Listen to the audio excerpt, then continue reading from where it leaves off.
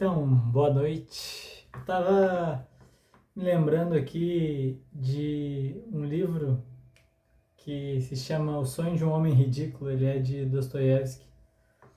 E eu estava me lembrando e pensando o quão interessante é esse livro, quanto ele pode nos dar um significado espiritual. Claro que não é um livro bíblico, Dostoiévski, eu creio que é por volta de 1800, é um escritor russo, da literatura clássica russa.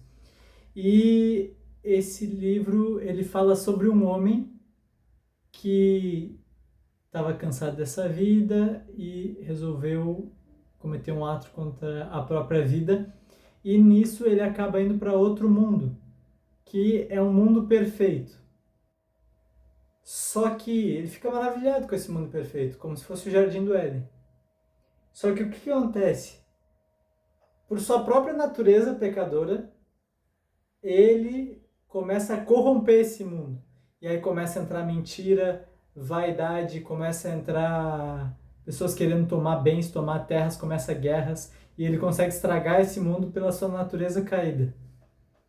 Esse livro é muito interessante, mas eu estava pensando em como isso se aplica hoje em dia a nós, porque a gente tenta muitas vezes ser perfeito sem olhar para Cristo. E isso é impossível.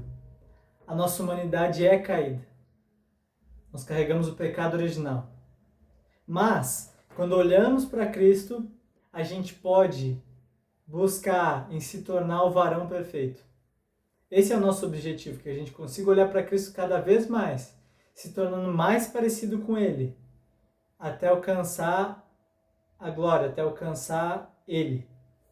Então, a gente na teologia sistemática básica, a gente entende que existe 3 processos de santificação, que seria a justificação, a santificação e a glorificação. A justificação é a gente aceita Cristo e é santificado por Ele. A santificação é o processo que a gente vai ao longo da vida alcançando e se tornando mais santos, se tornando mais parecidos com Jesus. E a glorificação é quando finalmente, graças a Deus, temos a promessa e devemos acreditá-la e por a fé que Deus vai cumprir, que é que a gente vai alcançar a estatura do varão perfeito, que é Cristo. Então, a nossa vida agora na Terra é uma vida de santificação. Só que o que esse livro de Dostoiévski estava fazendo eu pensar? O quanto a gente tem a capacidade de corromper as coisas. O quanto quando a gente bota o nosso coração, ao invés de botar Cristo, a gente corrompe as coisas. Sabe, eu estava percebendo que até a coisa mais santa, muitas vezes, como a religião, a gente pode acabar corrompendo quando a gente bota nossos corações, nosso ego, coisas na frente da religião. A gente pode estragar isso. Eu me lembro que eu estava orando, eu, graças a Deus, tenho uma vida de oração constante, devo orar mais, e eu comecei a pensar assim, nossa, eu oro mais que tanta gente. Cara, eu consegui estragar aquilo que era para ser perfeito, que é a minha conversa com Deus. Eu consegui botar meu ego acima, meu coração se intrometeu, vamos dizer assim, no meu pensamento, e aquilo, eu corrompi aquilo. Entende? Algo que era para ser belo e lindo, eu coloquei na frente o meu coração, eu me enchi de orgulho por eu orar mais, por eu ser mais santo, sabe? Ao invés de pensar, glória a Deus que eu consigo ser constante, glória a Deus que Ele me dá forças para orar todos os dias. Eu não dei a glória a Deus, eu dei a glória a mim mesmo. E é isso que o nosso coração faz. Então aqui vai só uma... Existem vários versículos na Bíblia, mas 2 me chamam a atenção principalmente. O primeiro está em 2 Coríntios, capítulo 3, versículo 18, que fala: portanto, todos nós, dos quais o véu foi removido, podemos ver e refletir a glória do Senhor. E o Senhor, que é Espírito, nos transforma gradativamente a sua imagem gloriosa, deixando-nos cada vez mais parecidos com Ele. Glória a Deus. Então, está mostrando que a gente tem esse direito de ver a face de Cristo. A gente tem esse direito de olhar para Jesus. Entende? O véu foi rasgado, Jesus veio à terra, morreu por nós e a gente tem esse direito de olhar para Ele e ser santificado nele. Isso é incrível porque quanto mais a gente contempla a Cristo, mais nos tornamos parecidos com Ele. Tem um texto que fala que eles adoram os seus ídolos que não têm boca, tem boca, mas não falam, tem ouvidos, mas não ouvem. E quando tu adora, quando tu contempla algo, tu acaba se tornando igual àquilo. Tu acaba se tornando igual àquilo. Então, o que a gente tem contemplado? Será que a gente tem contemplado Cristo? E será que a gente está se tornando mais parecido com Ele? Ou será que a gente tem contemplado nosso próprio coração, nosso próprio ego, contemplado nosso trabalho e se tornado cada vez mais ambiciosos, cada vez mais orgulhosos, cada vez mais cheios de si mesmo? Será que a gente está conseguindo olhar para Cristo e nos esvaziarmos? Será que Cristo está sendo nosso fonte de prazer e nosso olhar de contemplação? Essa é a pergunta que eu quero deixar hoje. A gente está conseguindo contemplar Cristo? Cristo é o centro da tua vida?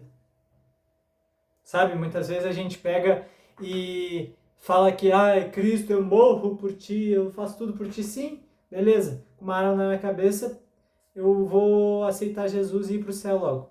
Mas nos pequenos atos, a gente glorifica outras coisas.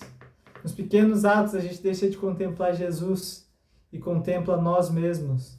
Contempla amigos, contempla a esposa. Não é errado, mas quando tu bota na frente de Deus, isso se torna um ídolo no teu coração.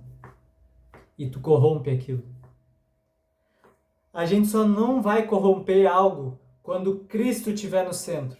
Quando Cristo estiver no centro da nossa vida, quando a gente olhar pelos olhos de Cristo, aí a gente não vai corromper. Então até o mais sagrado a gente pode acabar corrompendo com o nosso coração. Mas com os olhos de Cristo, com o coração de Cristo, até o que é impuro se torna sagrado.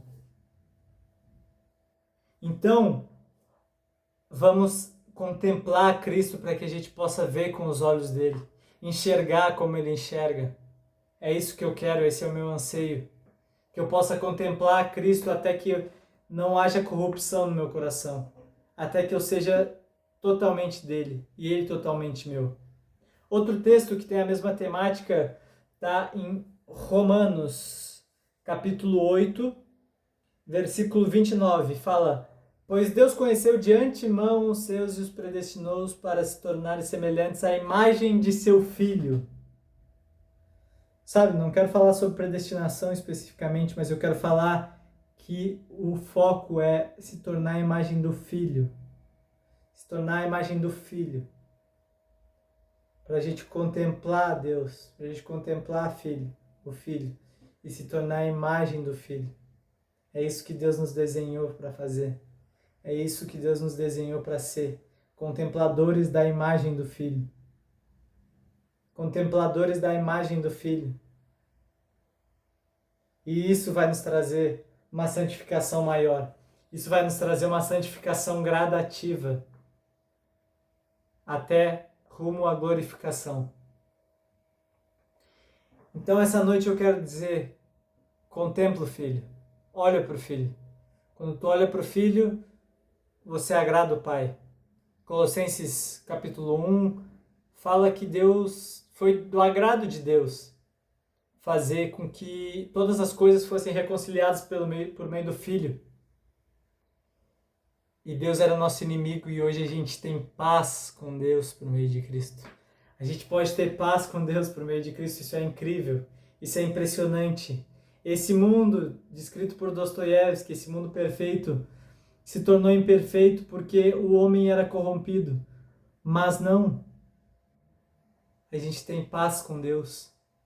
A gente tem paz com Deus. O mundo vai continuar sendo corrompido, mas os filhos de Deus vão ter paz no coração porque eles têm paz com Deus. Os que contemplam para Jesus, os que contemplam Jesus, vão ter paz com Deus. Vão ser completos. Não importa o quão corrompido está o mundo, os santos e dedicados a Jesus vão permanecer firmes na fé. não vão cair. Como Daniel. Daniel foi um homem que trabalhou para o Nabucodonosor da Babilônia, que era praticamente um anticristo. Não existia Cristo, obviamente, mas era um homem que representava tudo de mal. A Babilônia representava tudo de mal para o povo de Israel. Tirou eles da terra deles. Fez o exílio. Claro que em Jeremias fala que deviam transformar a Babilônia num lugar de paz, sim, mas Daniel ele conseguiu viver nesse lugar sem se corromper. Daniel ele conseguiu viver nesse lugar que era a Babilônia, um lugar totalmente corrompido. Totalmente corrompido, sem se corromper, porque ele olhava para Deus, seus olhos estavam em Deus.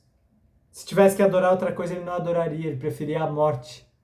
Será que a gente prefere a morte do que olhar para outra coisa senão Jesus? Será que a gente prefere perder a vida do que não contemplar Cristo?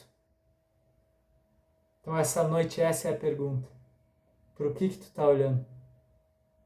Para o que a gente está olhando? Será que a gente está olhando para Cristo como o centro da nossa vida?